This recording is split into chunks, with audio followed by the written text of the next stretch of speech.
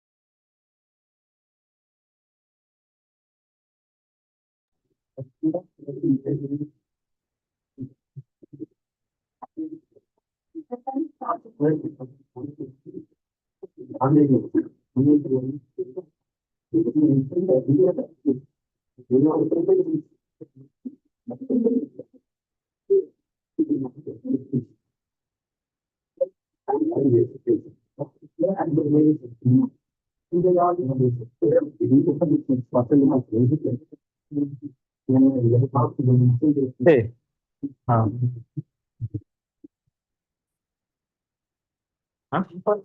हाँ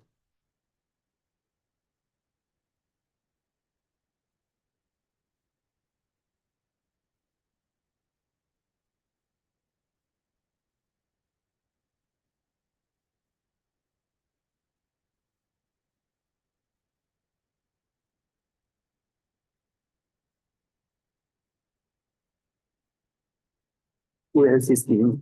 You find the MSc guys, na? Okay, they are ready, na? First you are going to do, na? Okay. Give the talk in a ground level. Yes, it's our 8th class. Accept them. Okay, sorry, na? So who are those necessary? On the corner, na? Oh.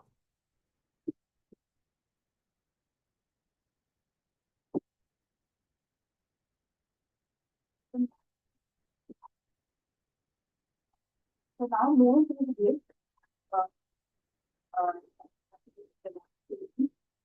So firstly, we have the demonstration by the Department of Physics. The first demonstration is going to be industrial diffraction by Mr. Prasad.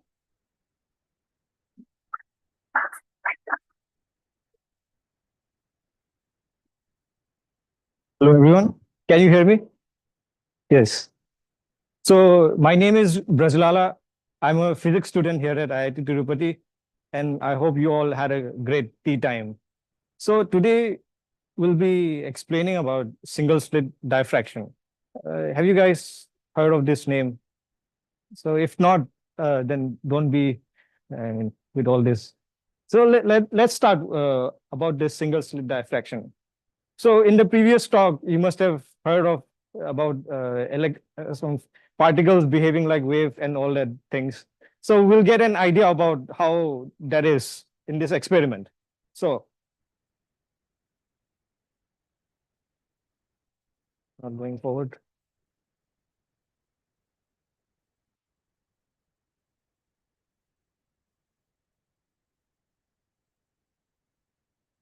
Sorry, some technicalities.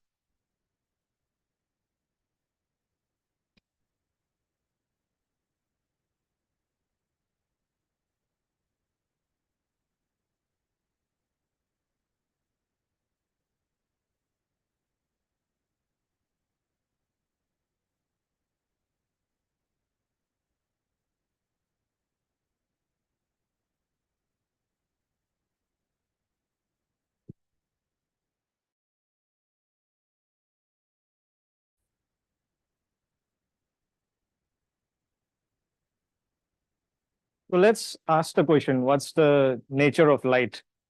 So when I say what's the nature of light, I'm asking how does light behave?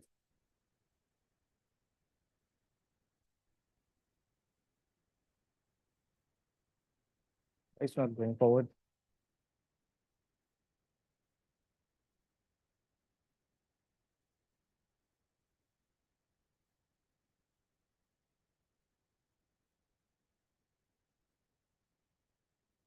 Okay. So let's say we have a light source there. So does light behave like this particles, or does it behave like this bunch of waves coming towards it? Can you tell it? Can you answer this? Which do you think is the best probable nature of the light? Part, particles, wave particles. Huh? First one. Oh, okay. Let's see how it behaves.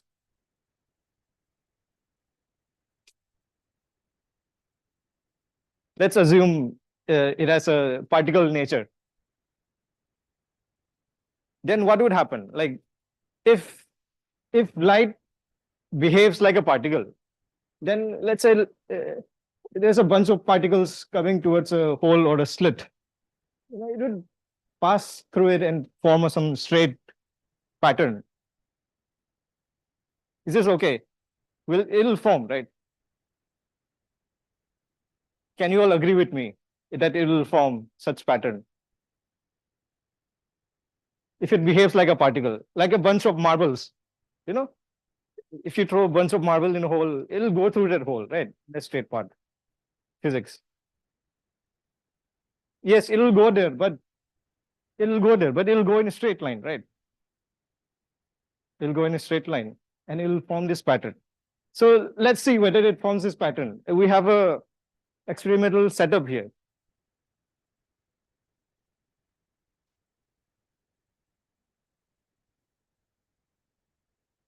We have this slit. There is a hole in between. We'll pass light through this, through laser, and we'll see how it behaves. We'll see whether it behaves like this or any other thing. Okay.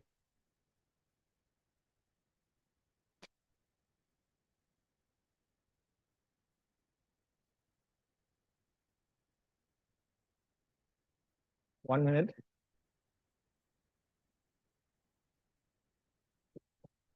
No. Can you tighten this?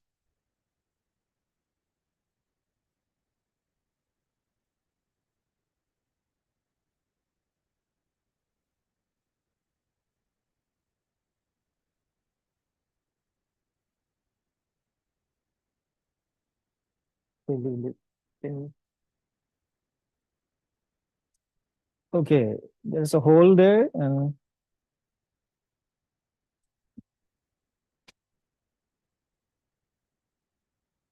can you see this pattern? Can you see this pattern? I mean, it's not exactly like this, right? There is one bright light here, and there is a gap here, and there is another light. Why is it behaving like this? I mean, does it make sense to ask why is it behaving like this, or do we have to ask how is it behaving?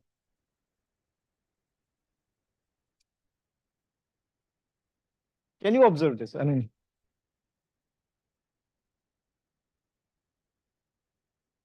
let me hold it like this so that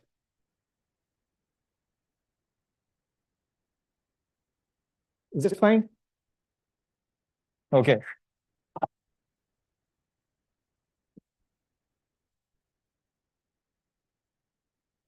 So it is evident that the light is not behaving in this way, right? When it passed through that hole.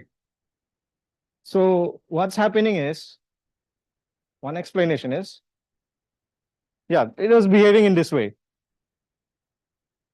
It was behaving in this way. The light was behaving in this way, as you can see from here.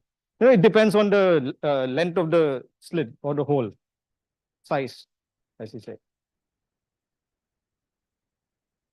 Now, one explanation to see how this behave is the wave nature explanation. It says that the light itself is behaving like waves, like water waves, as you see in the pond. Now, in wave, there is one property. Okay, there is one property. Suppose say you have one wave and you have another wave of same kind. When these two adds, it'll become a bigger wave. Now, if we have another wave like this kind and opposite of that, it'll become zero. Okay. So basically what's happening is this bright light is because of this and this dark is because of this. What's happening is this is one of the explanation.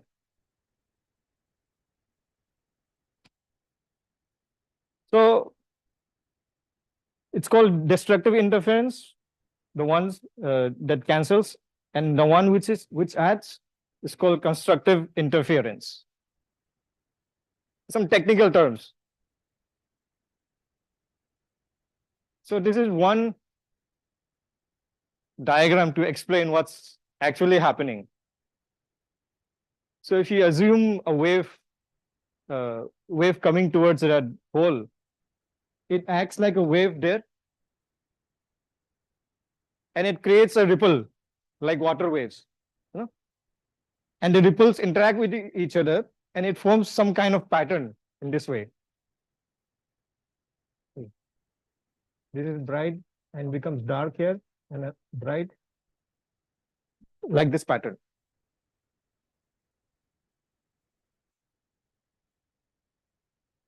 Now let's see a short video of this phenomena happening in water waves. Okay.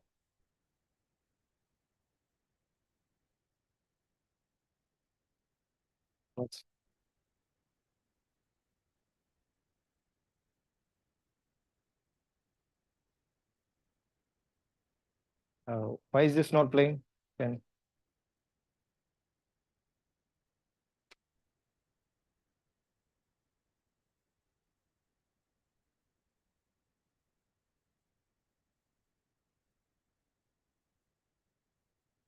1 minute.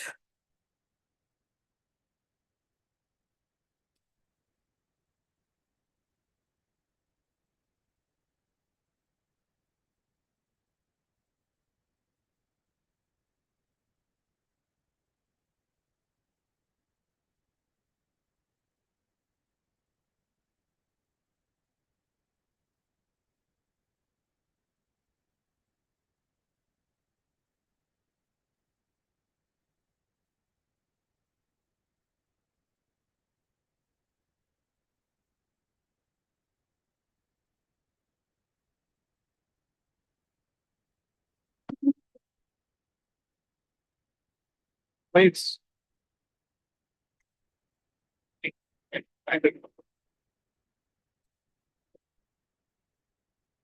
You can see here. This is one of the middle one is similar to this, and there is dark one, and then there is light but dimmer.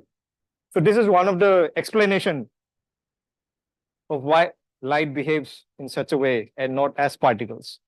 But light can also behave like particles in certain scenario. So the question whether light behaves like particle or a wave, it's I don't know whether it's a question that makes sense, because sometimes it behaves like waves, sometimes behaves like particles. So it's up to you to go home and wonder whether how it actually behaves. So I end this demonstration by this question. So thank you. I hope you all wonder about this question.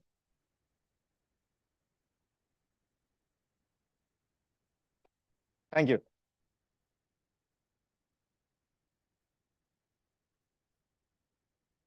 Yes, it's called a interference pattern. Yes. Any more questions?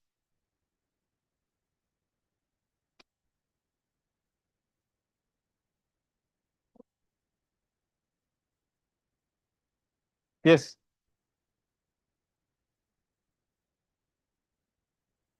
Yes, the scientist who discovered this is called Young's. Yes. You can check another experiment done called Young's double slit experiment. It's much more interesting than this. It's a similar interference pattern will be formed, but instead of there is only one hole here, right? One hole. There will be two holes there. Yes, there is a formula to express the I mean, length of the wavelength or the light, but I don't remember the formula. We can derive it, but let's move on to the next. Okay. Any more questions? Okay.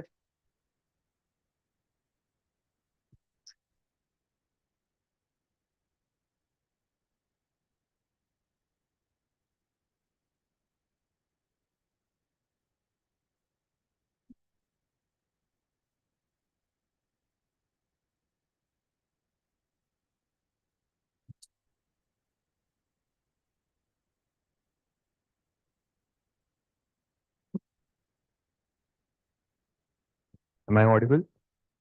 Yeah.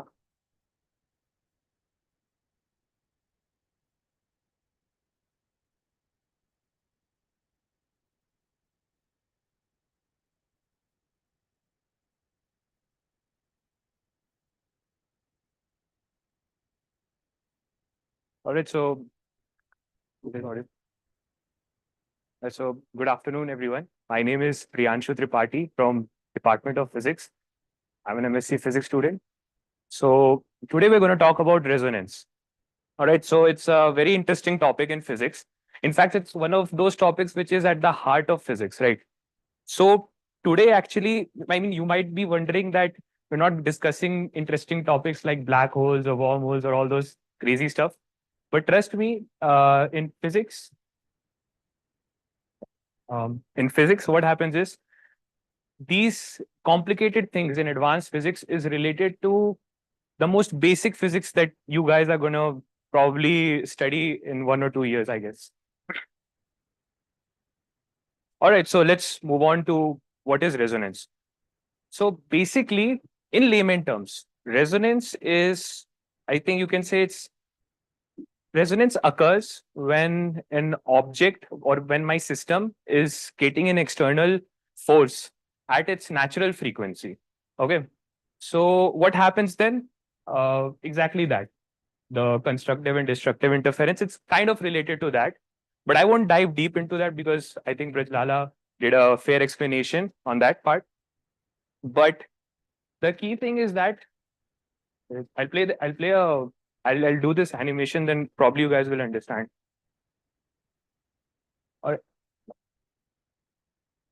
yeah.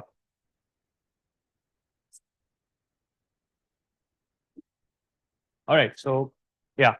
So basically these are two standing waves, and at exactly that point, at the right frequency and at the right time, these two standing waves just overlap each other and we get some sort of interference pattern, due to which there is, you can say there's a constructive interference and my amplitude of oscillation increases, right? So that you can say that is resonance. And there's one more simple, I would say, explanation to resonance is that uh, resonance is basically providing the, it's like a, you can say, it's like how we transfer energy into a system, but in a very efficient way. It's probably the most efficient way to transfer energy into my system. Although you can't say that is, there are no exceptions to it. There are obviously some exceptions, but you can go with that definition. Okay.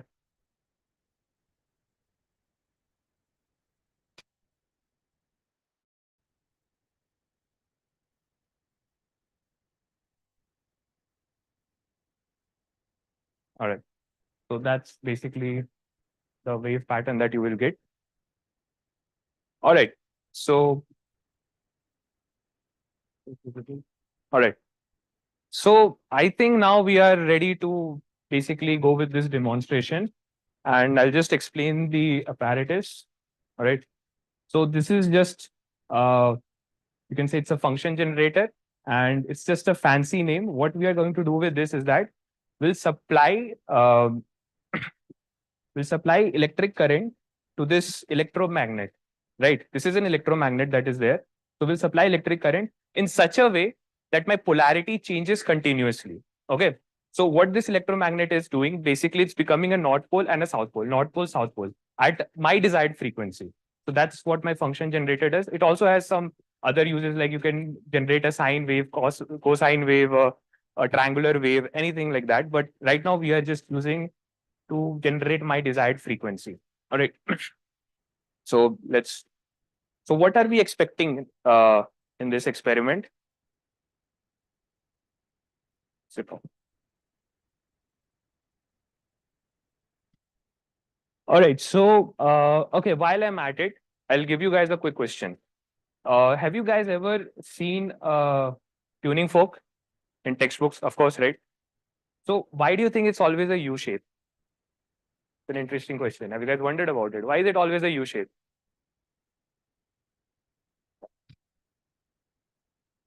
Yeah.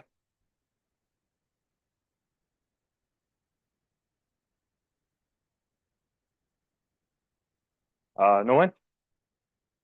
Can anyone just try answering it? Maybe a guess.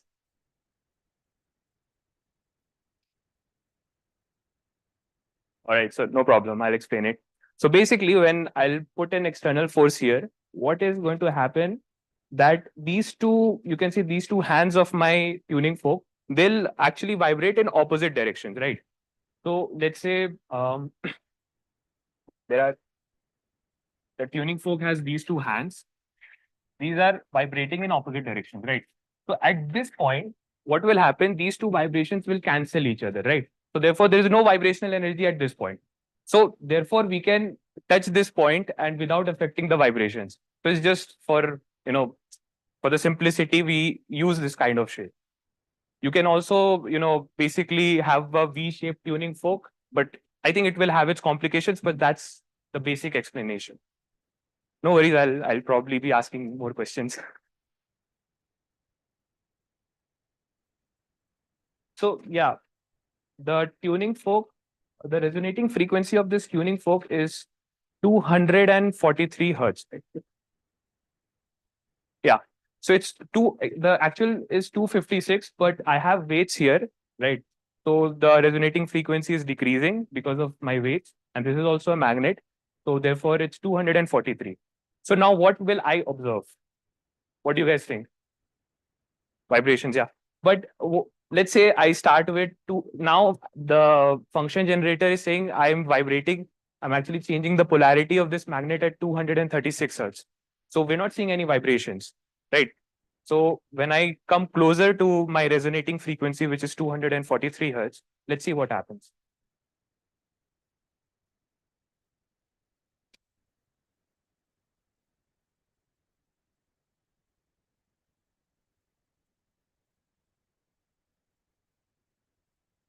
All right.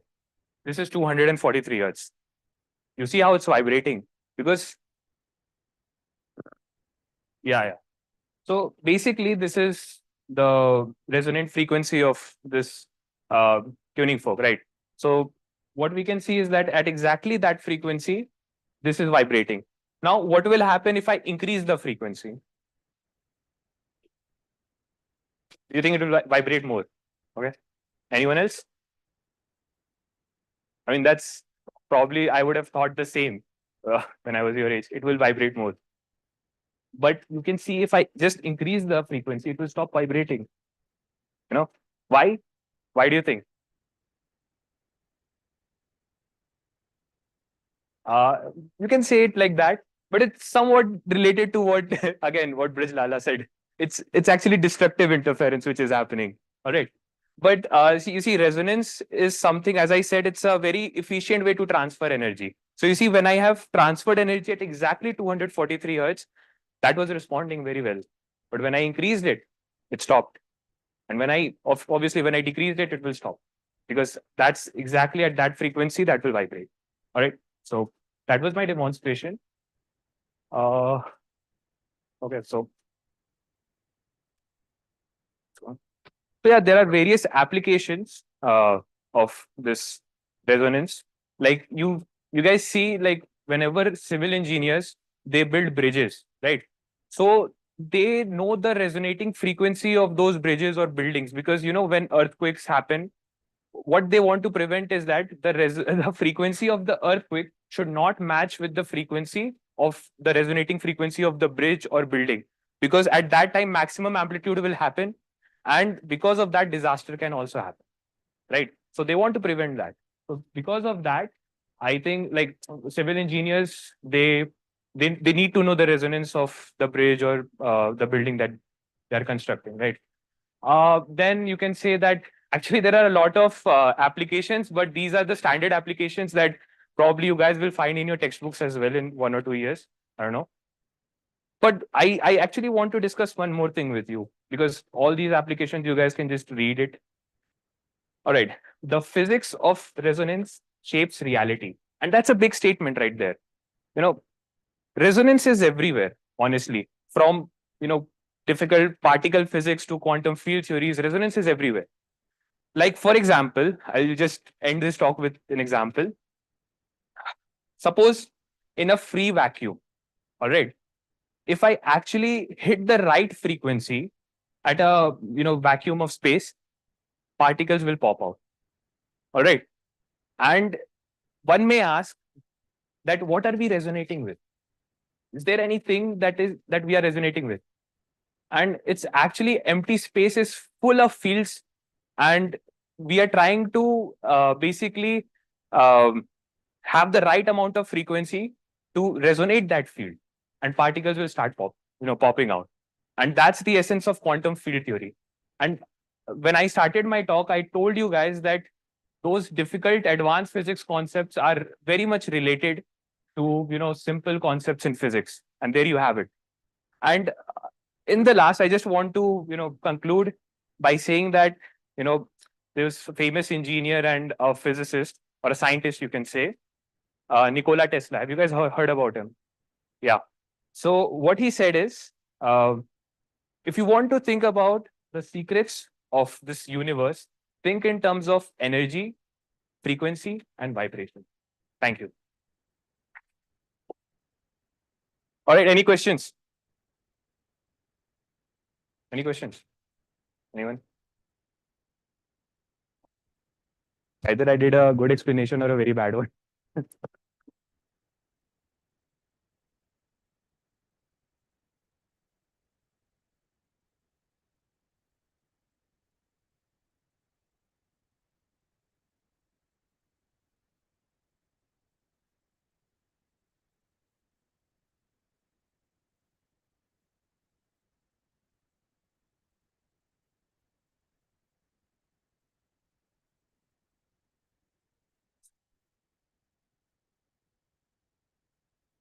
Okay. Am I audible to all? Okay.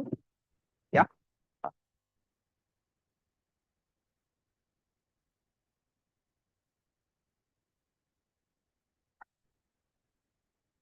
Okay. Hi. Good afternoon, everyone. My name is Branjit. And again, today we are going to learn one more new concept. This is called polarization of light. Have you heard about it before? Polarization of light? No? Okay, fine. We'll understand it. But before that, let's go to a simple experiment. Okay. It's so simple. You'll understand very clearly. See, at first, we're just considering these are two glasses. Let's say two glasses are there. Where is the laser? Yeah. So, yeah, I can. And this is my laser, like some light source. And I'm going to point it from here. Here's the light source, yeah? And if this is a simple glass, then what will happen if I rotate this glass? The intensity will be same, yeah? Yeah. But now, these are not two glasses. Now we'll go to a new term. This is called polarizer. These are actually two polarizer. And we'll understand this, what is polarizer and what is analyzer. The first thing is, let's say polarizer, which we are not going to rotate. The next one is a analyzer, okay, which we are going to rotate. Now we'll see what happens when we are rotating this analyzer. Okay. Okay. So see, as we are rotating the analyzer, see what is happening. Okay. What is happening? Decreasing, yeah. And now increasing, yeah. See, there are some simple glasses earlier, yeah. If you see from outside, and when we are passing the light through it, the intensity is decreasing as we're increasing the angle. Are you agree? Okay. Now, let's go to simple demonstration of our experiment. Okay. This is our polarizer. This is our analyzer. Okay. The front one is our analyzer, and the back one is our polarizer. Let's say there are two glasses. Okay. The front one is our analyzer, and the back one is our analyzer. Now we are rotating the analyzer in this direction with respect to the polarizer. What is happening? The intensity of light coming through the system is simply decreasing. Yeah. So this is what we can explain it with a law. This is called Malus law. Okay. Again, Malus law, M-A-L-U-S, Malus law. And yeah, we are going to learn this Malus law. But before that, let's learn something basic, light and polarization. And yeah, I know that already you know what is light. Yeah. But before that, we probably know that the light is simply a source of energy. It is a source of energy. And after that, now we know that it's a wave, it's a particle, and all these things. Yeah. But when we're going deep into it, yeah, we will know something called particle nature. We have already heard about it, yeah, right now. And there are wave nature, wave particle durability, all the things are there. But if I want to explain you in a simple term, it's simply the light has a nature of particle as well as wave. That means sometimes light behaves in the both direction, but in some phenomena, we can explain it as it's behaving like a wave, and in some phenomena, we can explain that light is behaving like a particle. Okay. Now, when what wave is coming, the first question comes to our mind is what kind of wave we can consider. There are lot of waves, yeah, sine waves, cosine waves, lot of waves, yeah. Now, what kind of waves we can consider? The simple example is electromagnetic wave. Again, a new word. Have you heard about electromagnetic wave? You have heard? Okay, fine. Then it's good. Then it's good. Okay, let's go. What is electromagnetic wave? What is electromagnetic wave? Do you know? Anyone? You have heard, yeah? You know? Anyone? Okay, we are going to explain, but I'm just asking. Okay, fine. Let's say this is our propagation of light. This right here, okay? So the light is coming from this direction to this direction. Okay. Now, we can consider electric field oscillating perpendicular to the propagation of light like this. This is our electric field. Next thing is, we can consider a magnetic field also propagating perpendicular to the plane of electric field like this. Okay. Now see, there is the electric field, magnetic field is there, oscillating perpendicular to the propagation. Yeah. So that's why it's called electromagnetic waves. Got it? Simple explanation. Okay. Now let's say this is a light and we are looking from this direction. From there. Light is coming like this. Okay. And we are putting a circle here. Like this. Okay. Then what will happen? See, there is an electric field here. There is a magnetic field here. We are looking from this side. How does circle look like? Okay, wait. It's something like this, yeah? There will be electric field like this. There is a magnetic field like this. Yeah? Okay. But when we are considering a source of light, there can be huge number of light waves. And there is no restrictions for electric field and magnetic field. Okay? So there can be various directions of electric field and magnetic field like this. Okay? And this is simply called our unpolarized light. Was it unpolarized light? Okay, we're going to learn. So, in unpolarized light, the electric field is oscillating in every direction. See? It's oscillating like this also, like this also, like this also, like this also. This is our unpolarized light. Now, let us go to our experiment. Okay, sorry. Okay, yeah. Let's say this is our light source. This is our unpolarized light. Okay, and this is the direction of propagation. Okay, and we are putting a polarizer. Like this is our polarizer. Okay, so the polarizer has an axis of polarization like this. We are not going deep into this. Okay, what is the axis of polarization? But we will learn with some simple demonstration again, with some animation and all. And the light is going from this side to this side, like this.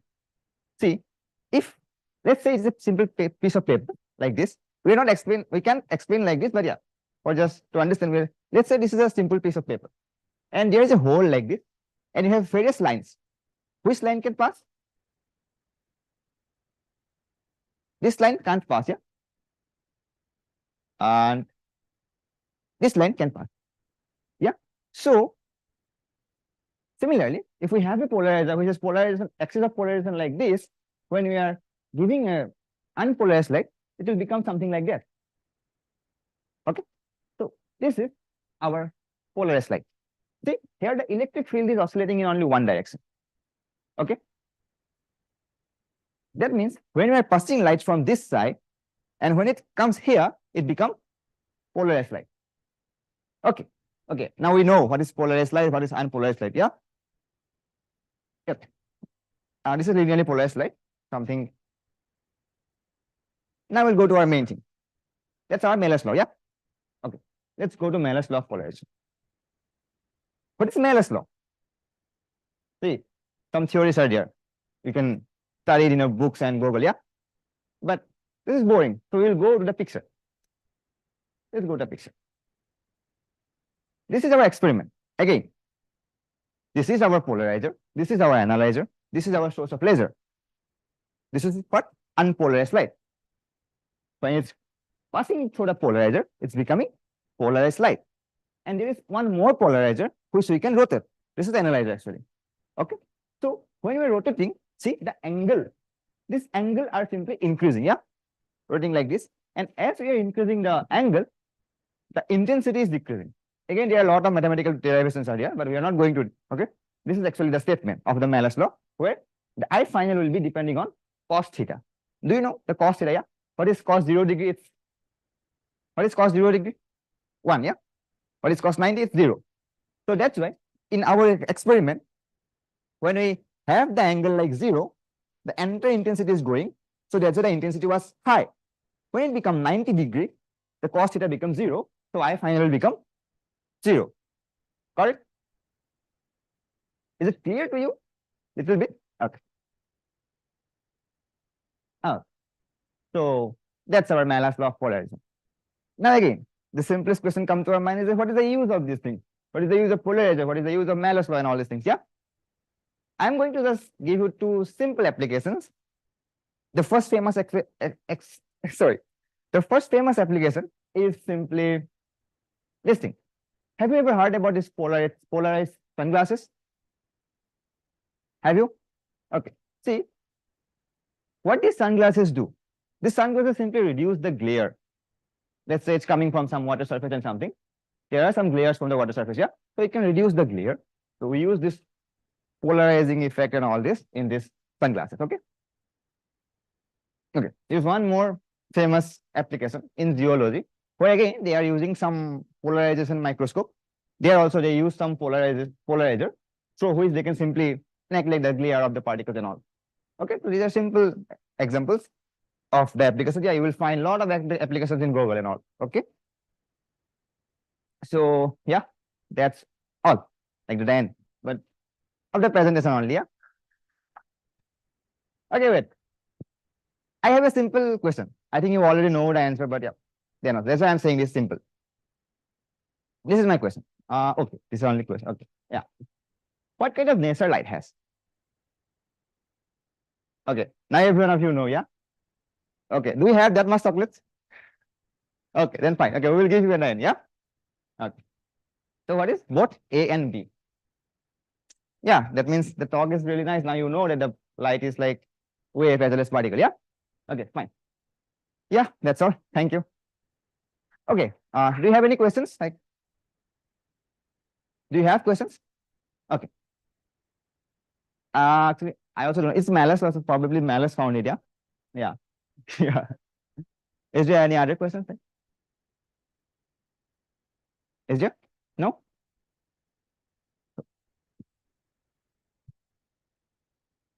In nature, in nature, polarizer, do you know? Oh yeah, in reflections. See, here we are seeing that the polarization is actually the reflection. Yeah, the light is passing, but there is something in same effect we can found is a reflection also. So yeah, the polarizing effect you can find in nature, like in water reflection and something like that. But again, we are not going deep into it. Yeah. Okay. Okay. In magnetic field, uh, again, I don't know much more about. Yeah. Magnetic field application. Mm, yeah, I need to think. Yeah, I will let you know. Just in the end of the talk. Is there any more? Done? Okay. Thank you. Thank you, everyone.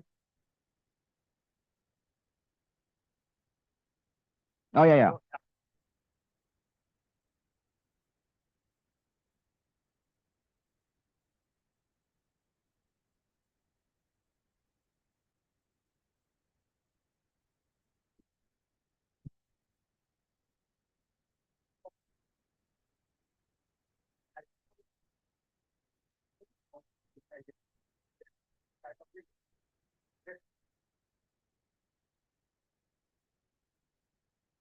Thank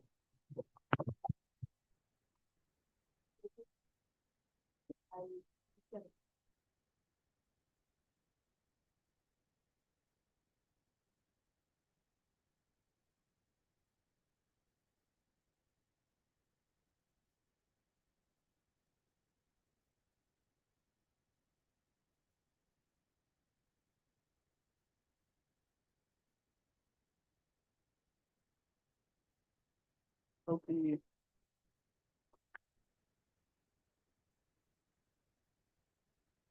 Hello everyone.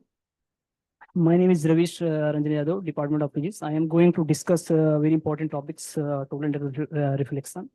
Before discussing this thing, first I will discuss in a theoretical way.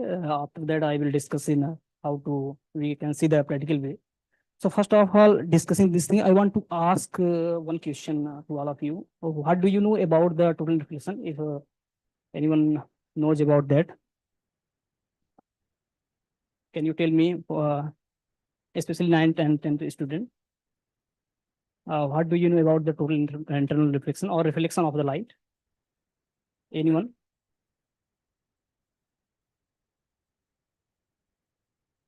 What do you know? If you don't know, I will. If you know a little bit about this, then you can tell me. Yeah. Okay, I will explain it. First, explaining this.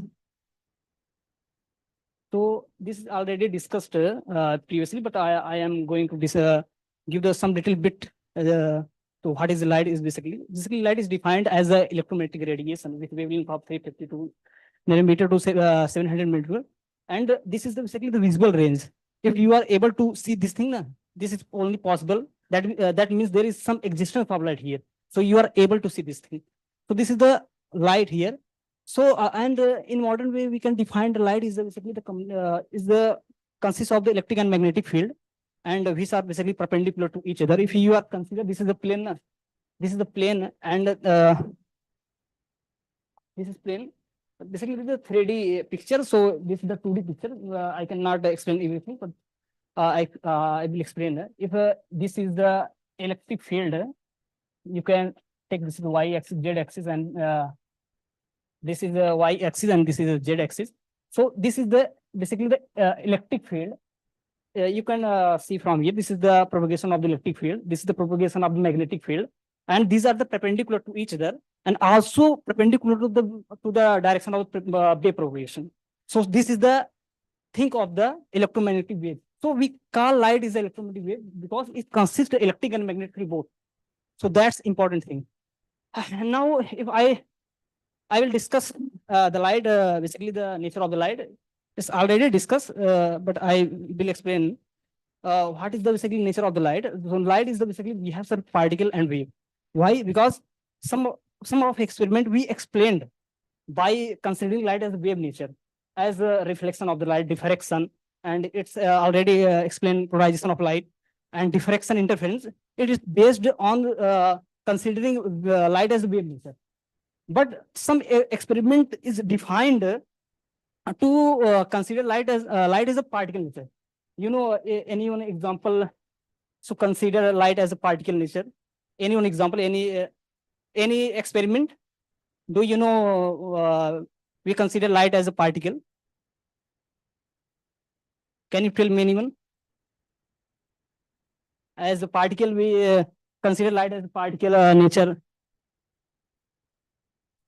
These are my experiment, but I will give you two example. That is the first is the Compton effect, and second is the photoelectric effect. These are the two experiment basically defined to consider its light is a particle nature. So I further this.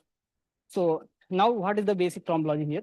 So what is basically denser medium and rare medium? Because here we are I am discussing about the refraction. So first of all, discussing this thing, I have to discuss what is denser medium and rare medium. So what is denser medium? If I want to give you, if we consider two box here, this has the same area. If I fill a gas here and also fill a gas here, and the molecules are, there are more molecules here of the gas, but here the less of the molecules are present here. So this is basically this is the same area, but volume of the gas here is much than this. So this is the more dense like this. So in optical way, how can we define that? So denser medium is defined as a medium in which basically the light is travel slower. That means speed of light is slow. And denser medium, rare medium is defined as vice versa. That means in which the light travels faster. You can see here, this is basically the transparent medium. You can see this is not a opaque medium. That means light can travel. So if light is, this is the normal. If light is passed through denser to rare medium, you can see light is not going in a straight way. This is the actual path of the light, but light it deviates some far away to the normal. And in second slide, you can see if a light is go from rare to denser medium, it's turn away, turn towards the normal. So you can see from here. So this phenomena basically, bending of light is phenomena basically is known as the refraction of light. That's bending of this whole thing is known as the refraction of the light. That is the refraction light is the bending of the ray of light passing from one medium to another medium. But medium should not be same. Because if you are taking same medium, then its light go in a straight way. There is no any bending here. So the important thing is that medium should not be same. It will be different.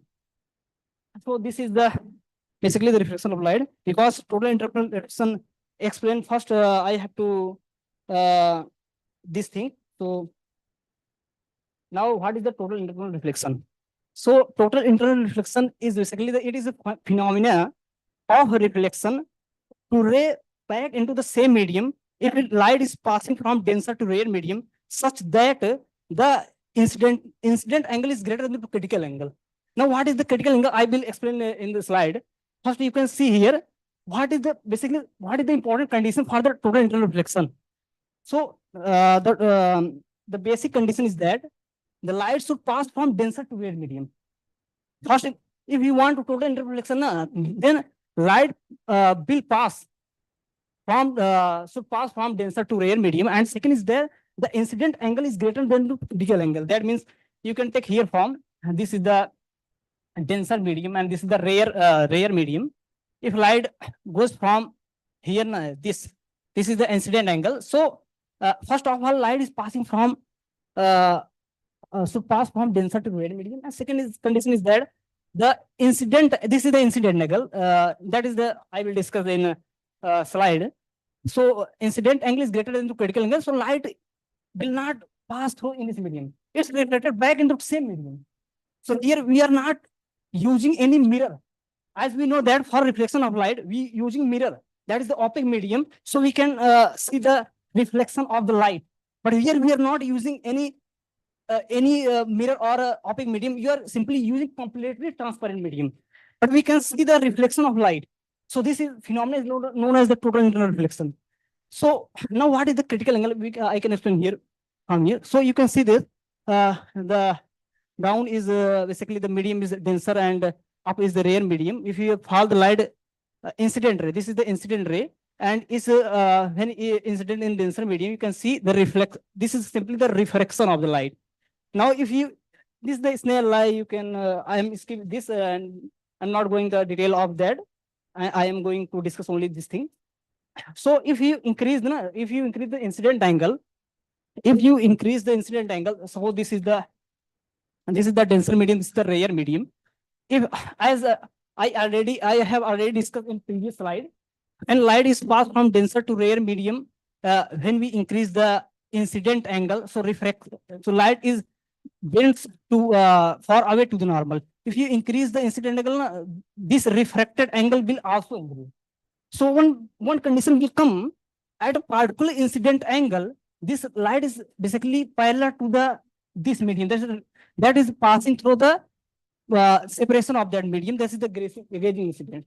So in this condition, this particular incident angle is known as the critical angle, for which the refracted angle becomes 90 degrees.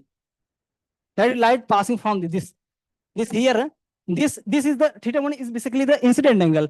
This incident angle is called the critical angle when for this the refracted angle becomes 90 degrees. Now, if you further increase the incident angle, you can see the light is reflected back. You can see from here, light is reflected back into the same medium. Into the same medium.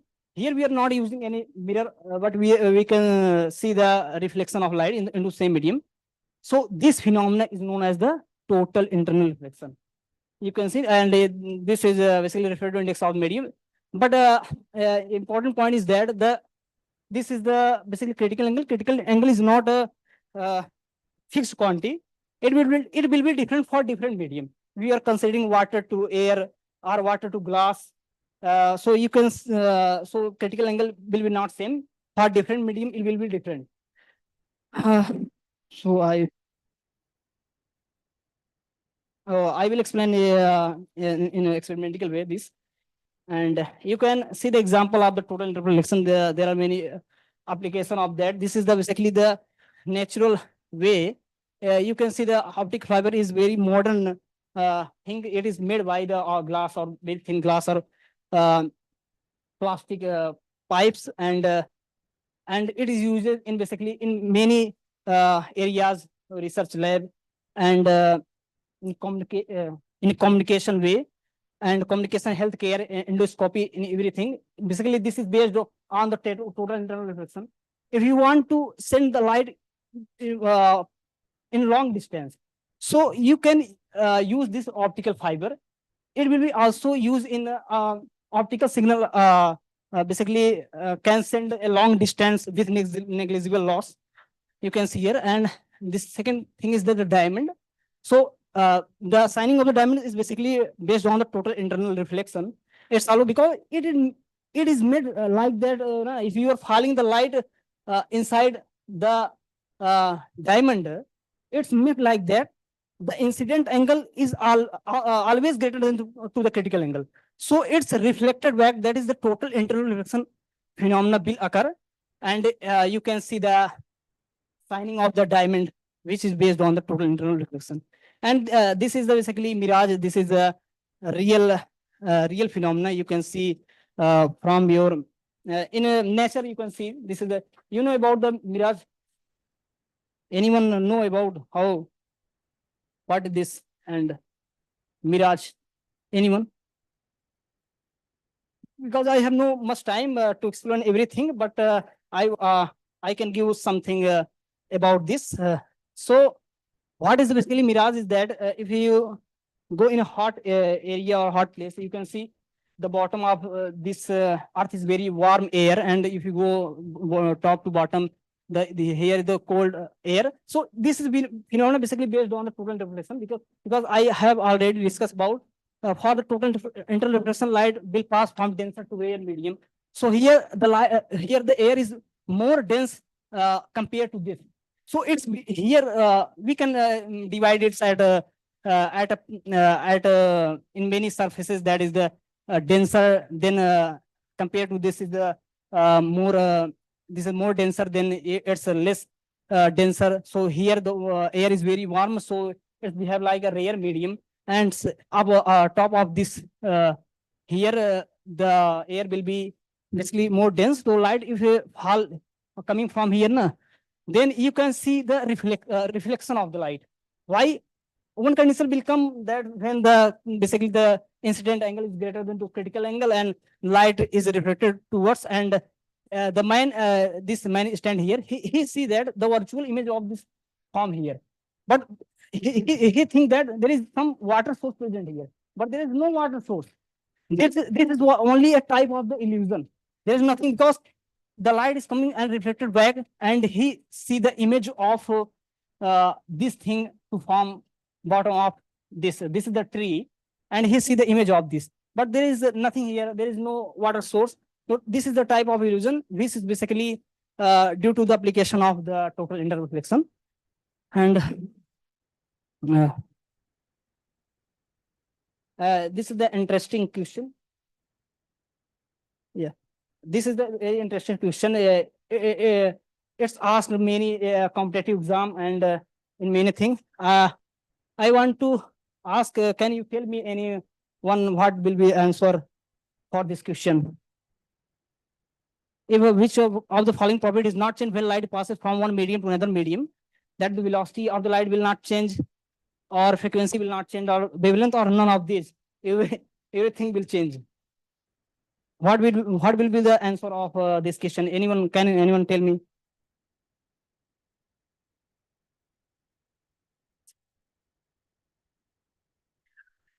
No. Frequency will not change. It will remain constant.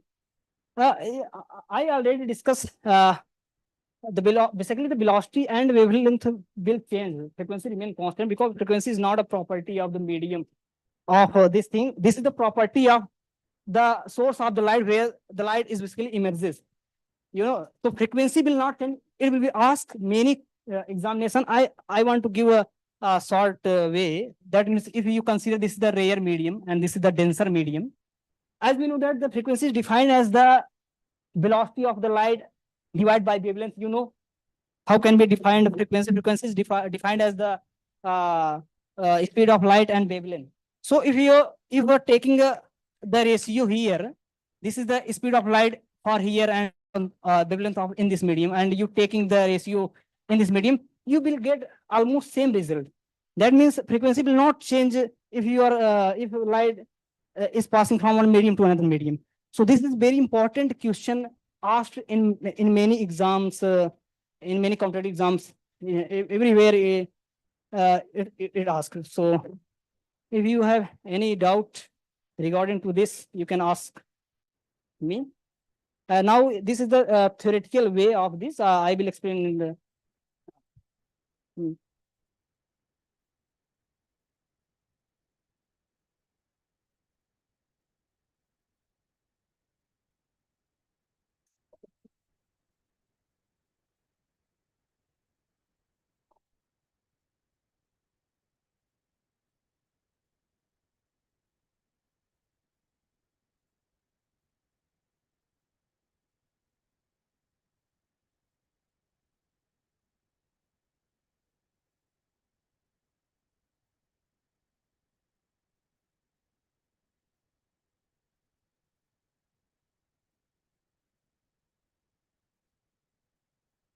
You can see the reflection here because I am using a laser light here, and laser light is passing this. This is the glass chamber. This total things is basically the denser medium, and here there are some empty place, and there are some gas of occupied this place. So it's behave like a rare medium, and we know the condition of the total reflection. I have already discussed. The light should pass from denser to rare medium. So I am passing the light from denser. This is the denser medium. So here there are some gas molecules are present. That is the air are present. So it's behave like a rare medium. So you're passing the light from denser to rare. It is already fixed to the incident angle, which is greater than the critical angle. So you can see reflection. Light is not passing like that. It's reflect back into the same medium. So here I'm not using any mirror and everything. You can see the light is reflected back into the same medium. So this is the total internal this is the total internal reflection of the light. You can see here. Now, if I change the direction of this light, suppose uh, I fall the light from in this way. Can you see the total reflection? You cannot see because I am now find light from rare to denser because this is the rare medium. Now you're falling the light from rare to denser medium. So total internal reflection will not occur in this case. So this is the all over thing about the total internal reflection. Thank you so much.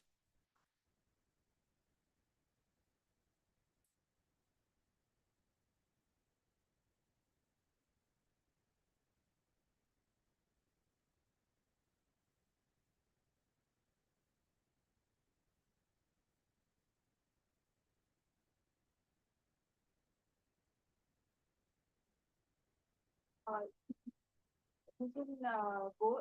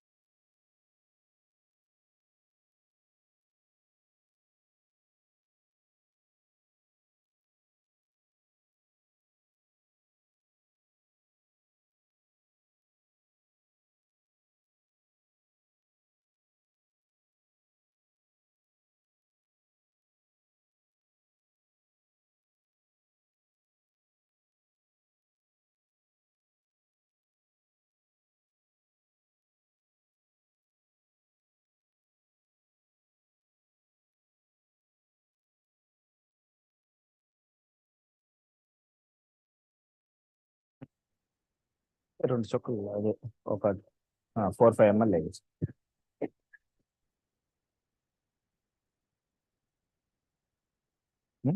Don't.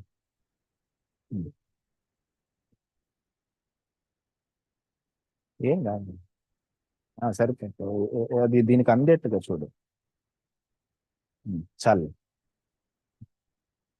ఒకసారి test చేసి చూడు. దీంట్లో adjustment ఏదో ఉంటది కదా, స్ప్రేది థిక్గా రాకుండా స్ప్రేది adjustment. Phone 315 to 330 close. 315 వెళ్తాము. Okay.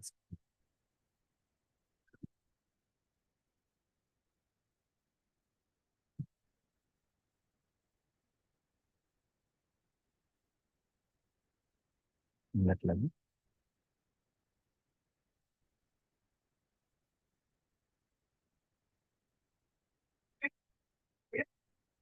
So here is our Dr. Jagadish. He's our so JDS chemistry. He is going to take this session. So Jagadish garu. Thank you, Mahesh. Thank you, sir. Hello, students. Good afternoon. You had lunch? So how many of you like chemistry? Very good. So all of you, mostly, huh? You don't like it, right? Okay. So I hope those who don't like chemistry also get some feeling and start appreciating chemistry after this class, right? So today we'll see how chemistry is interlinked with our day-to-day life. Okay. So you may be feeling like, I want to become a computer engineer, I want to become a civil engineer or software engineer and or a doctor and all. So before doing that, you should be aware of chemistry and its role in the human life. Okay.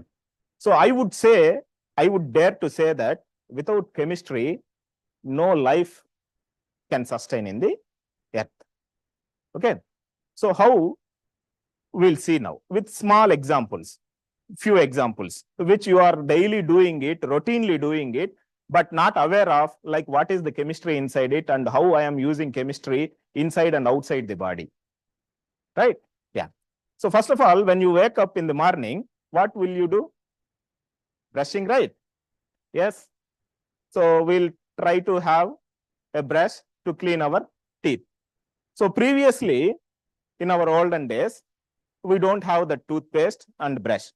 So people used to use this charcoal to clean the teeth, because charcoal is a very good absorbent. It absorbs all the plaque and also the dirt and kills the microorganisms. Or some of the people used to use salt to clean the teeth, because high concentrations of salt or high concentrations of sugar will also kill the bacteria and germs. Right? So that is there. And some used to have this neem sticks, right? So they used to use it. So because the natural chemicals which are present in the neem stick are also antibacterial in nature. So they used to use it for cleaning the mouth and teeth, right? So all these things have got vanished because some people invaded us and they started teaching us, saying that, oh, you are all following the trivial things which are not acceptable. You should be modernized and you should start using the toothpaste. So that's how we got used to the toothpaste, and every day morning you will use the toothpaste, right? So despite knowing that what kind of chemicals the toothpaste is having. So if you look into it, so what the toothpaste is having, if you see, you can see that this many chemicals are there in the toothpaste. Glycerin is there, sorbitol is there, which are lubricating agents. So, and then cleaning agents, calcium carbonate and silicic acid is there. And foaming agents like sodium lauryl sulfate is there. And flavoring agents like mint and menthol are there. And binding agents like carrageenan and carboxymethyl cellulose, etc. are there. And active ingredients like isomethylphenol, isopropyl methylphenol is also there. So this many chemicals you are putting into your mouth immediately after waking up from the bed. Are you aware of it? No, right? So that means you are starting your day with some chemicals. Okay. So previously we used to use this charcoal, and people like Britishers and others have insulted us, saying that you people are illiterates. You don't know, you are using coal to clean the teeth, right? But once you turn on the TV nowadays, so all the advertisements are saying like, this toothpaste is going to have this charcoal. It is going to clean the teeth properly. And then after that, some toothpaste have come with some other ingredients, like they said they have salt, they have cloves, they have tea leaf, tree oil, and ginger, neem, and this cinnamon, all these things. See, they have added all the natural things which you used to use before the modern science has evolved, right? So, for example, for a fun part, so if you are preparing some biryani and if you forget to prepare the masala, you can use the toothpaste because all the ingredients are there in the toothpaste, right? All these are masala items only, right? So that's how this has changed now. Okay. So when I was coming to the institute, an elephant was there on the road, and it has asked me what you are going to do. I said I am going to prepare some toothpaste and say something about toothpaste. And immediately it was so curious, and it has asked, nobody has taken care of my teeth. So I also want to have a toothpaste to clean my teeth. I said like, okay, I'll also prepare some elephant toothpaste for you. Okay. So we'll prepare some elephant toothpaste. So the moment it has, got that information that we are going to prepare some elephant toothpaste, it is so excited and it was jumping. Okay. So then slowly it asked me, what are the chemicals you are going to use in this particular experiment? I told him like, so this is not the actual toothpaste. So what I am going to do here is, so splitting off the hydrogen peroxide. So hydrogen peroxide is catalytically broken. Okay, one oxygen is extra compared to water here. So what I am doing to do, I am removing that extra oxygen. You can see it, right? So H2O2 has now become H2O, where one oxygen is less, and that one oxygen that is of O2 is there.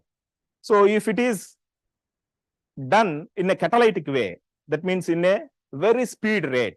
Catalyst is the one which increases the rate of reaction, right? So it enormously increases the rate of reaction within a fraction of time. So all the hydrogen peroxide which we have used will immediately convert into water and liberate oxygen. So how can you see the oxygen? Are you able to see any gas? No, right? So to make you feel that oxygen or some gas is getting liberated out of this reaction, so we have made a small setup and named it like an elephant toothpaste. So in this conical flask, what we have taken is hydrogen peroxide. See, this hydrogen peroxide, what we are using is not the hydrogen peroxide which you are using at home to clean the ears or wounds and all. So that is only 3% hydrogen peroxide. So this is 30% hydrogen peroxide. Okay. So the percentage of hydrogen peroxide is very high here. So don't misunderstand like this can be also used for cleaning the wounds or cleaning the ear. So it is very dangerous. And the moment you take it onto your skin, it will burn the skin. See, when the percentage is low, so it is helping us to clean the dirt, right? When the percentage is high, it can harm the tissue. Okay. So that hydrogen peroxide is taken here.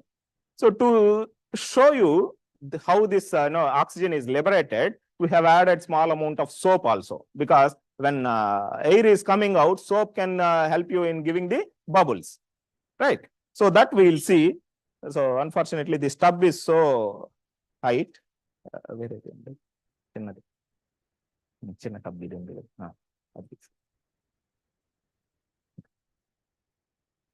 Very good.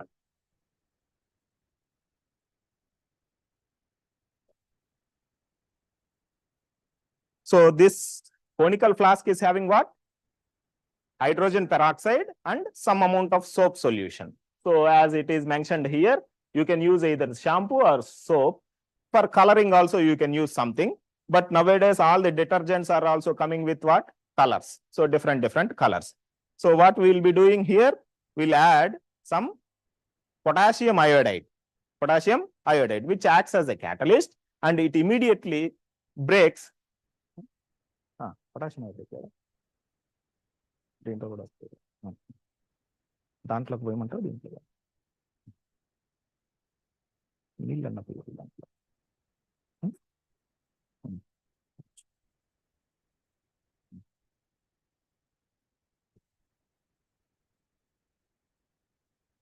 So this is potassium permanganate. You can use this one also, or potassium iodide can also be used. So what it will do, it catalytically, dissociates, makes the hydrogen peroxide split into water and oxygen, right? So you see here how fast you can see the paste coming out of it. So it is not the actual paste. What it is? So it is the oxygen. So why it is coming in the form of foam means because we have added some soap solution, right? So after knowing this, that I have cheated the elephant, it went out and with a sad mood. Okay. So that's what has happened today morning. And now, after brushing, who is going to help you? Soap in the bath, right? So, and also shampoo, right? Of course, I don't talk with Miss Shampoo because I don't like her, and she also don't like me because I don't have hair that much, right? So I'll be talking comfortably with the Mr. Soap. So what it is made of? See, if there is some oil stains on the cloth, what will you do? You will apply some soap or detergent to clean it. But if you think about how the soap is made, soap is also made out of the fatty acids, sodium lauryl sulfate, right? Any soap, before purchasing, if you see the label of contents, there will be some code like TFM, total fatty matter of this soap. So some soaps will mention it as greater than 75%, and some soaps will be having less than 75%. So greater the total fatty matter, TFM, for a soap, the more better is that soap. Good is that soap. Okay. So whatever oil is used in the making of soap is again used to clean the oil marks. Okay. So this is Mr. Soap, and these are all the chemicals which you can see in the soap thing. And she is Miss Shampoo, and these are all the emulsifiers and preservatives, all kinds of things added in the shampoo. So that means again you have interacted with some amount of chemicals. So after this, you will be taking breakfast and some tea. If you prefer tea, you take tea. If you prefer coffee, you can prefer coffee, right? So when parents are there, they will always try to insist you that, hey, don't drink coffee. If you want to take, I can give you some tea. Or nowadays, they are suggesting you to take green tea. So why tea is little better than coffee means, so tea is taken out of the leaves, tea leaves. So any green leafy vegetables or green leaves will have the molecules by the name polyphenols. So those polyphenols are very good in treating several kinds of issues inside the body. Okay. So because of the kind of stress we are undergoing nowadays, huge pressure, right, in and out, and also the kind of food we are eating, several reactions will be happening inside the body, and there will be enormous amount of free radicals generated inside the body. Time to time, if you don't neutralize those free radicals, so that may go and talk with the DNA or RNA and then start stimulating them to convert the things into cancer. Okay. So that's why you should have a stress-free kind of life. So in order to reduce the number of free radicals generated inside the body, or else you should also have a mechanism to control those free radicals. So these polyphenols are very good in neutralizing the free radicals inside the body, right? So that is why tea is little better than coffee. And when you come to coffee, so coffee also contains caffeine. Tea also contains caffeine. But if you compare the quantity of caffeine in tea and coffee, So tea has very less quantity of caffeine, and coffee will have more quantity of caffeine. So caffeine is the only drug in the world which is not banned anywhere, right? It is also a drug molecule like cocaine or heroin or something, but it is the only drug molecule which is not at all banned, because the impact it is going to show is very less, right? So it acts as a central nervous system stimulator. So that's why when you have a cup of coffee, so after 15 minutes or 10 minutes of having coffee, so you'll feel like, you got some extra energy or get activated to do some work. And you feel like, okay, I can concentrate more on this. So when you are reading before the exam day, because all of us will read only before the exam day night, right? So you want to, read all the night and get 100 out of 100 in the exam. So, but you will be sleepy. So what you need to do to control the sleep? You should have a cup of tea or a cup of coffee. So how it is helping you to get, regenerate your activeness? Means it has caffeine. So caffeine acts on the central nervous system and it activates you so that your mind gets feeling like you are having activated. So coming to the food. So if you see, all these are being used while preparing food. How many of you will help are helping your mother in cooking? Oh, not bad. Boys are also helping. Huh? Very good. Yeah. Yeah, remember, if you don't help now your mother, in future you have to help definitely your wife. Right? Yeah. So all these things will be used in the food. So what these compounds are having? So eugenol is seen in the cloves, and cinnamaldehyde is seen in the cinnamon, and cuminaldehyde will have cumin, right? So these are all the molecules which are responsible for the peculiar type of flavor or odor in these naturally available spices. So if you want to see the structure of those molecules, this is the eugenol molecule, and this is the cinnamaldehyde, and this is the cuminaldehyde. So these molecules are responsible for the flavor or the color or the kind of taste they are going to give you. And you will be also using ginger and also chili, right? So what this stuff is having means, gingerol is the molecule and capsicum is the molecule which is seen in the chili. So these molecules are responsible. This molecule is particularly responsible for the taste of chili. So how strong it is, you might have experienced already, right? And this molecule is responsible for the flavor of ginger. Okay. So that means everywhere, whenever or whatever you are doing, you are touching some or the other chemicals and taking many of them inside the body, right? Yeah. So next, coming to this food thing only, salt is the unavoidable thing. Until unless if doctor says like you have high BP and you are not advised to take any salt, we'll be taking salt, right? So if you see the advertisements, all the salt companies will advertise like this is the free flowing iodized salt, right? Why do we need iodine? Why do we need iodine? Anybody?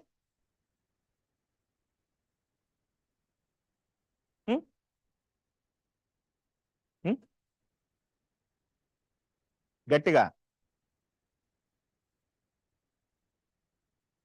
no no excellent, so he can be given a chocolate also. Yeah, so we have thyroid glands over here. If you touch it also, you can feel some glands are here, right?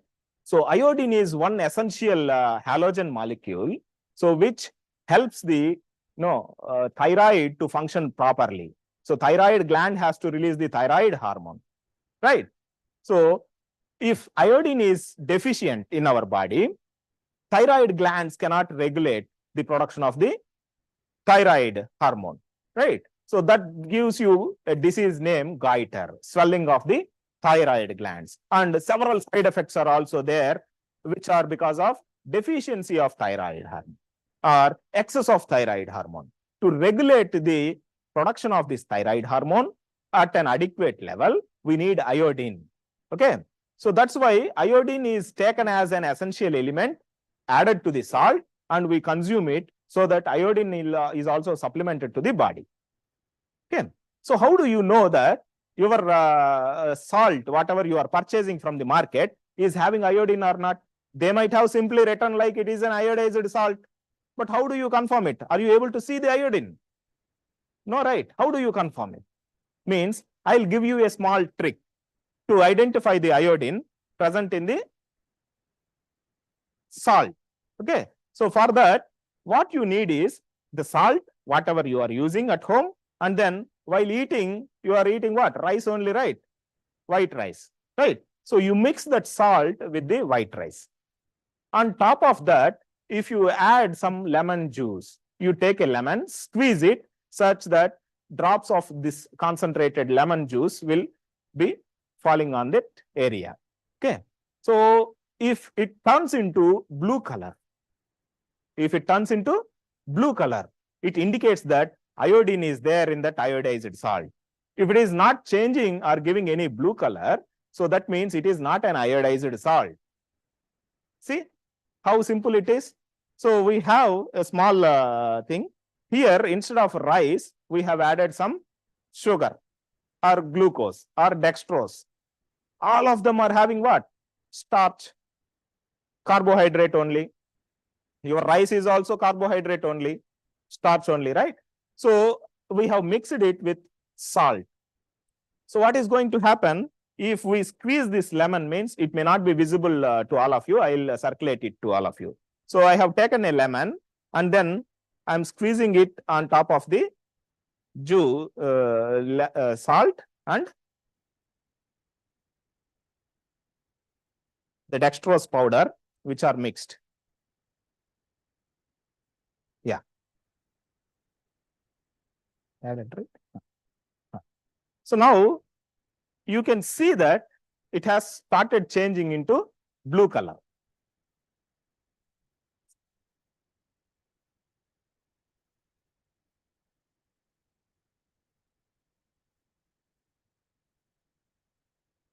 Right? So are you able to observe it?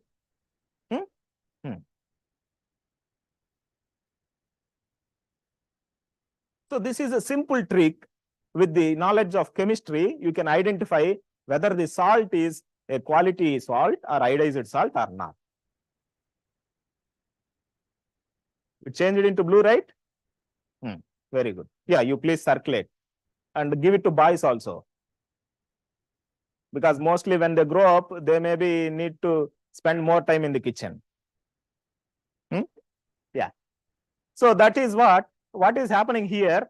We have some amount of starch here and iodized salt is added. And on top of it, we have added what? Citric acid. So lemon juice is having citric acid. So when citric acid is added, this iodine which is added in the salt, it comes out of the iodine. When iodine is coming out and there is starch, in the presence of starch, iodine gives starch iodide complex. Iodine gives what? A starch iodide complex, which is blue in color. So that is the indication of the presence of iodine in the salt we are using. Okay. So now, so this is the blue color. And coming to the camphor. So how many of you after taking a breakfast or before breakfast go to the puja thing and then do puja? Anyone? Really? Seriously? No, right. Most of you won't be doing. So only your mother or father will be doing. Very good. Yeah. So you will be trying to do this harati, right? So with what? Camphor. Okay. So whether camphor is a pure one or adulterated one, that is mixed with some impurities, how to know? So generally, camphor structure is this, which indicates that it is not having any unsaturation. It is not an aromatic compound. So if it is not having any unsaturation or aromatic compound, aromatic character, it is an aliphatic compound or non-aromatic compound. So those aliphatic compounds and non-aromatic compounds should not give any sooty flame. What do you mean by sooty flame? Messy. Tells you carbon black. So when you do continuously, it is going to give you the black color smoke, right? So if camphor is not an aromatic compound, why it is giving? Oh, sorry. Why it is giving sooty flame? You might have seen either in the temple or at home and all. So why it is doing that? So if it is an aliphatic compound, it should have given a flame like this without soot. But what actually you are seeing is like this, right? So because camphor is very expensive, right? So they mix with naphthalene. They mix it with naphthalene. So naphthalene is an aromatic compound. So because of the adulteration, so it is going to give you the sooty flame here. We'll also see here one more time if you have not seen by any chance.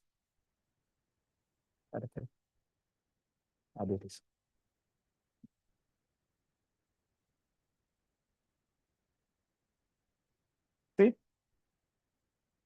So what is this black one? That is the sooty flame, right? Yeah. Right? Yes. Now coming to the flavors, how many of you like vanilla ice cream? Right? So maybe all of us, right? Vanilla, all other ice creams are having different flavors. And vanilla, the flavor is because of this molecule, vanillin. And then incense sticks, agarbatti, right? So the smell of incense sticks is because of this molecule, benzyl acetate. And if you are stressed, so doctor would suggest you to take an aspirin or paracetamol or brufen. Okay. So these molecules will help you get relieved a bit from the stress. Yeah. So coming to aspirin, so in olden days, when aspirin was discovered, they sold it in the name of a wonder drug. They sold it in the name of a wonder drug. So why they called it as a wonder drug means people used to have severe heart attacks in the olden days, very frequently. So now also, not only elder people, even engaged people are also getting heart attacks. Why do we get heart attack means one of the reasons is when there is a cholesterol which is trying to pass through the blood vessels, but when the blood vessels are becoming narrow and narrow, so the cholesterol cannot go through it. It has to get stuck somewhere and then it blocks the blood vessel, right? So if it is blocking the blood vessel, which is already there in the heart also to work continuously, it needs oxygen and also energy. That means who has to circulate?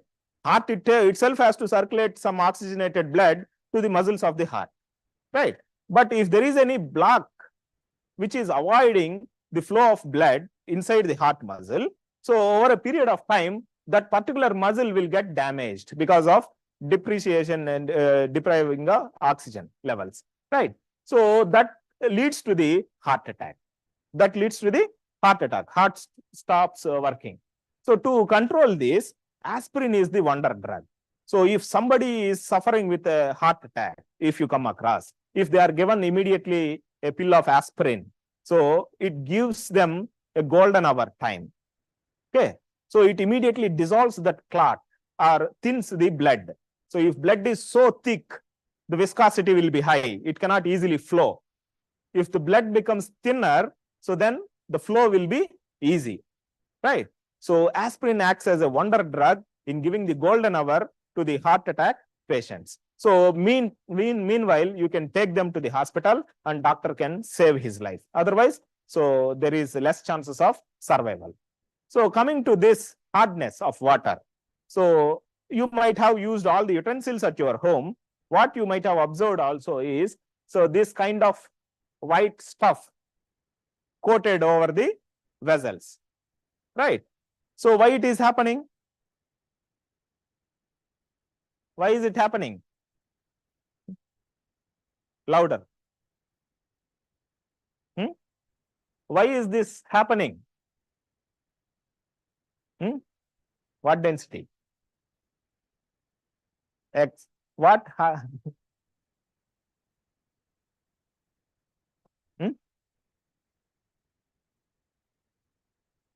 No, water what we are using. No. Yeah, hardness only. Title itself is hardness. Somebody is saying something. Excellent. Right. So he can be given a second. Yeah. Sir. So some salts are dissolved in water. Some salts are dissolved in water because the water sources mainly are either bore wells or water from wells, right? So, or the river water, whatever is flowing. Water has a unique capacity to dissolve majority of the salts in it. So, if calcium or magnesium salts are dissolved in water, so they starts imparting hardness to the water. Actually, what do you mean by hardness? Means if you are using that water for washing the clothes or something, what should happen while you are applying soap? It should give you some lather, right? So if it is hard water, if it is full of calcium and magnesium ions, so it will not give you lather easily. Okay. Why? Because it has some salts which are consuming the soap. If soap is interacting with the dirt particles, then it can give the foam. If soap is not allowed to contact the dirt particles, because calcium and magnesium themselves are consuming the soap, so your soap may be consumed, but you will not get the lather. Okay. So that means soap gets wasted and water gets wasted, everything gets wasted. Your clothes will not be also cleaned. So over a period of time, the bucket or mug or whatever you are using, tap and all, will get this kind of salts accumulated on surface. So we call this as scales. We call this as scales. Okay. So this is because of cations, that is calcium and magnesium. Calcium and magnesium. Okay. So calcium is also an essential element. We should also have to take calcium in water to some level. But excess of calcium, if you are continuously taking, that means very hard water, if you are consuming every day, the extra calcium cannot go into the bones. Where it has to go? It goes to the kidney, and kidney tries to filter it out and send it out, right? But sometimes this calcium and magnesium starts accumulating inside the kidney, as a result of which you will get kidney stones. Okay. So that is why too much of calcium content in the water is also not advisable to drink. Okay. So very minimal quantity of calcium should be there in the water, because calcium is an essential element. Without calcium, our bones, teeth, etc. will not be formed. Okay. Yeah, that is it. So coming to the other area where you can see the chemicals. So pesticides. So DDT was the pesticide which was earlier used, and now it is banned. So it is used in the agricultural fields to kill the insects and protect the crop. Or else, if you see the other molecule, which is trinitrotoluene, so this is used in the manufacturing or preparing explosives. It is used in the preparation of explosives. So in many movies also you will be seeing like ammonium nitrate is used in the explosive. Newspaper and news also. Some people have this much of ammonium nitrate, and police have seized it because they are using it to prepare bombs. Okay. So coming to this spontaneous combustion reactions. So what we are now doing is some experiment where potassium permanganate is again used, and you can get this without any matchstick, or flame. So this is a highly exothermic reaction, and it generates enormous amount of heat also. So we are doing it on top of the granite surface. So what we are taking is potassium permanganate. So it is a solid molecule, and without using any matchstick, we are going to see some flame over here.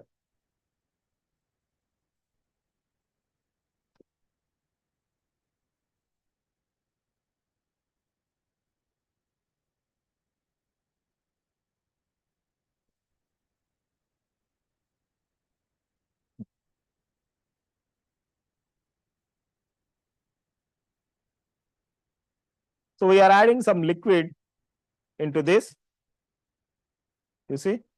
So no flame, nothing.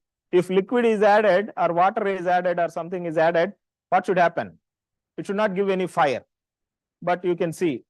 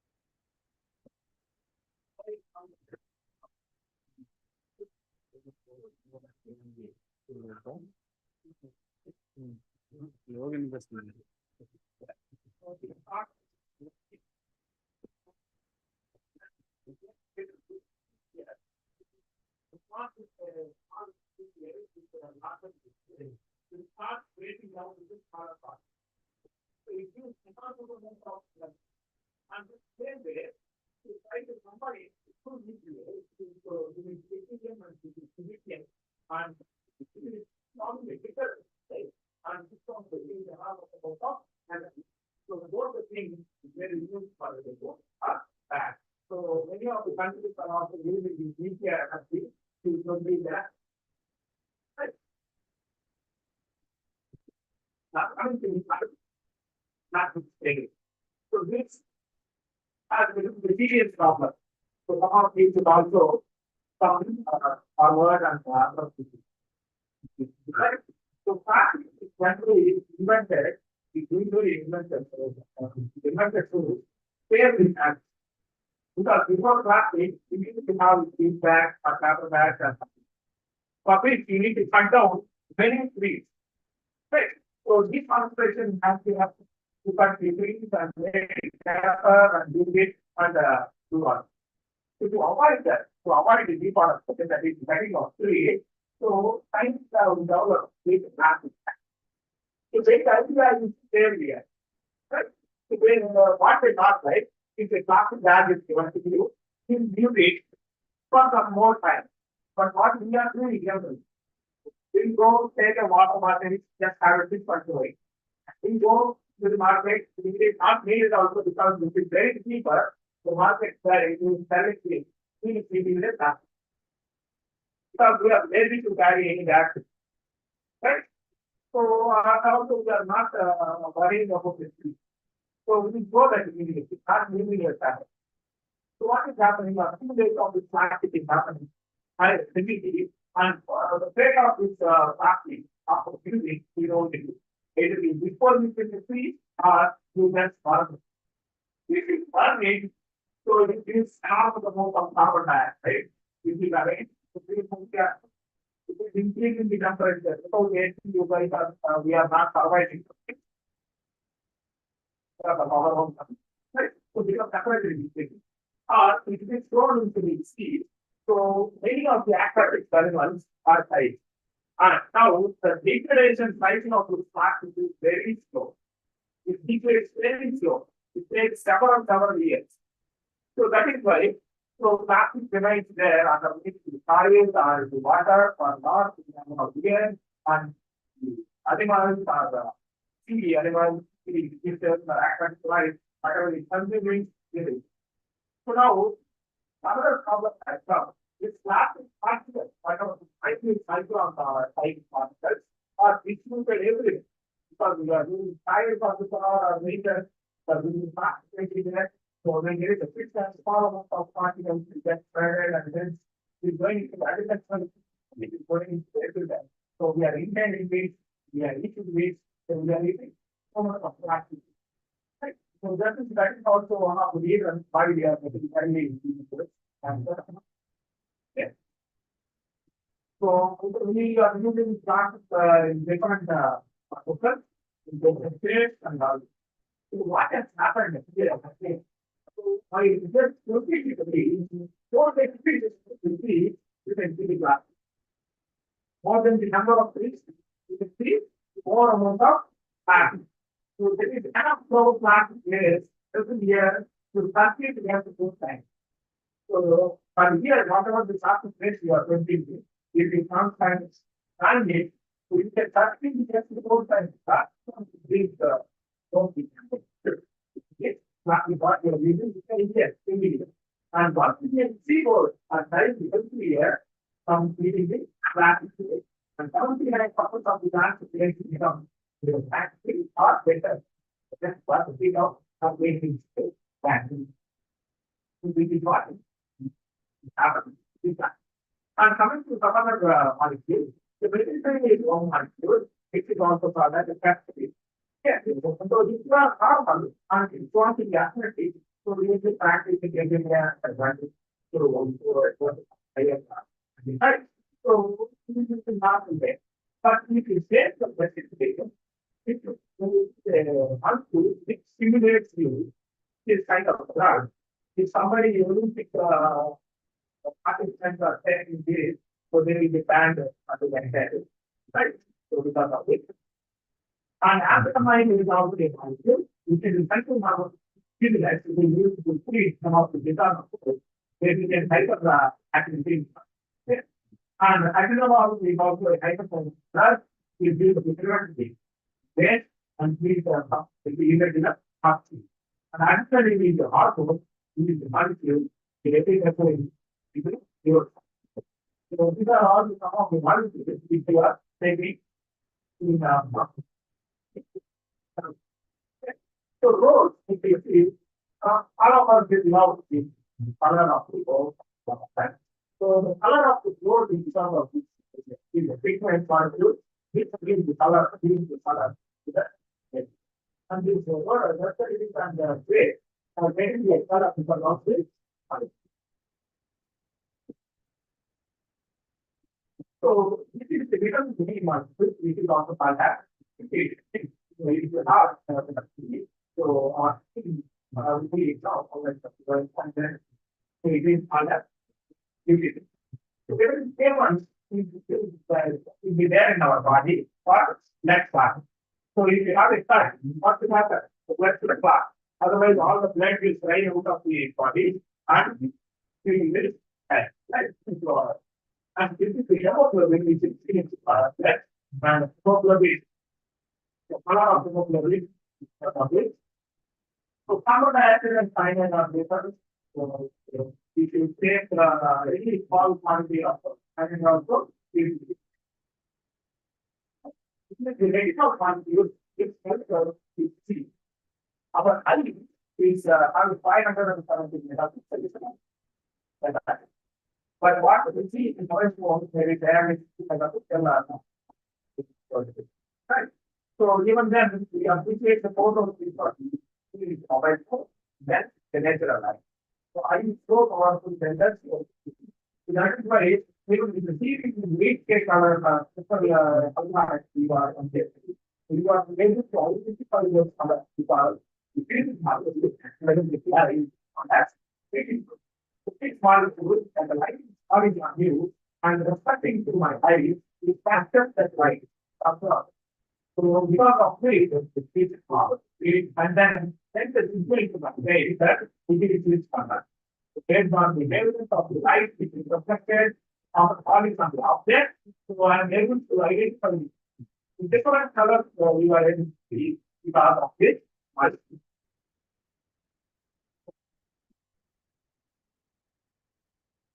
So for here, so we have so for the good part. About light. So it's pretty great. And so you are not doing something. So that's why it's watching mobile phone, you are not going to be.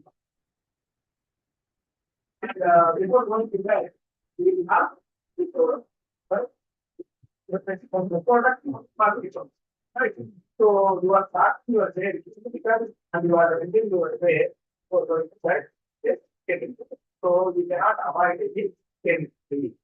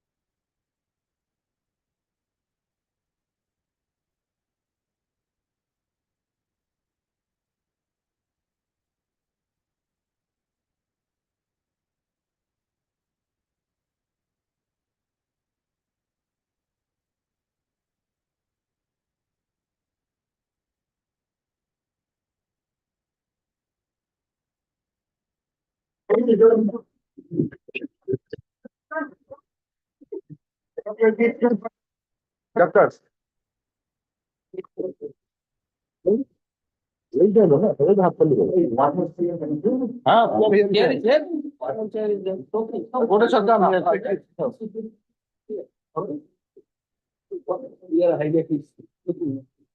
Okay, boss, what is the plan? I'm thinking, Yeah, if someone cannot speak. Yeah, ask them to speak in Telugu, convert. again, চাকরিতে apply করেছে, so তাদের হচ্ছে IIT থাকতে থাকে চিল, মাথা মনে পড়লো না, বললাম বাহ, তাকে ভালো হয়।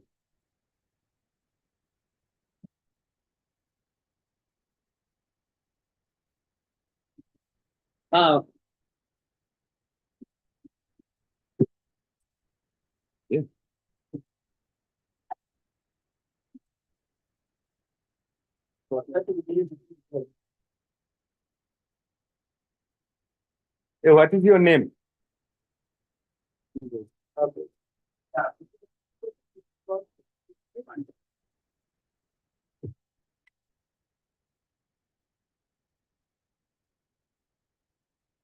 আরে এরা কি 3 দিনের আমাদের?